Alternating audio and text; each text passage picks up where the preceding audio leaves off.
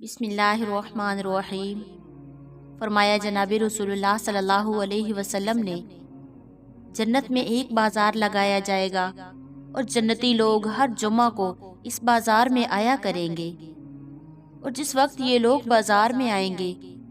تو شمالی ہوا چل کر ان کے چہروں اور کپڑوں پر قسم قسم کی خوشبوئیں چھڑک دے گی، اور اس ہوا کی خاص تاثیر یہ ہوگی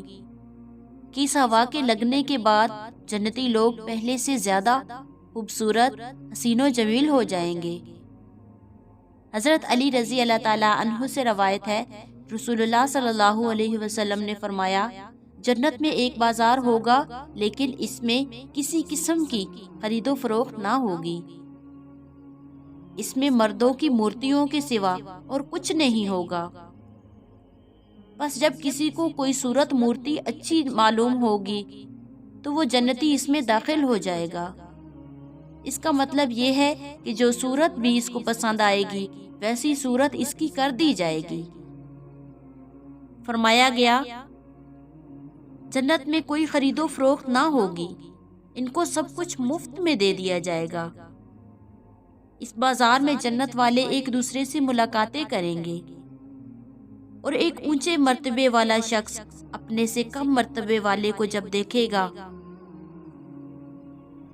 اور اس سے ملاقات کرے گا تو اس کو اپنا لباس اس ادنا درجے کے جنتی کے مقابلے میں اچھا معلوم ہوگا، لیکن فوراً ہی معلوم ہوگا کہ میرا خیال غلط ہے اور اس سے زیادہ کچھ خوبصورت نہیں، اور یہ خیال کی تبدیلی اس وجہ سے ہوگی تاکہ اس کو کسی قسم کا کوئی غم نہ ہو۔ میرے ناقص خیال میں اس کی یہ صورت معلوم ہوتی ہے کہ ادنا درجے کے جنتی کا جو لباس ہوگا غالباً فوراً ہی اس کے لباس کو دوسرے شخص کی طرح بنا دیا جائے گا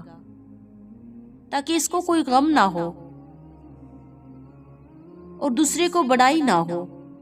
اس کے بعد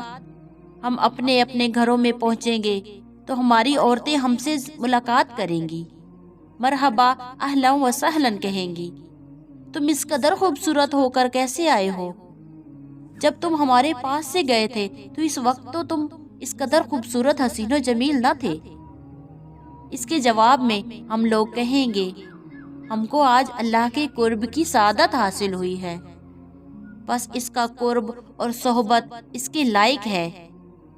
کہ ہم اسی خوبصورت حالت میں تمہارے پاس واپس ہوں، اور اس میں ان گھر والوں کا بھی حسن مزید بڑھا دیا جائے گا،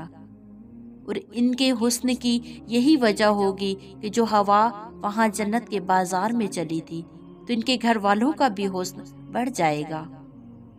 سبحان اللہ و بحمدہ، سبحان اللہ العظیم۔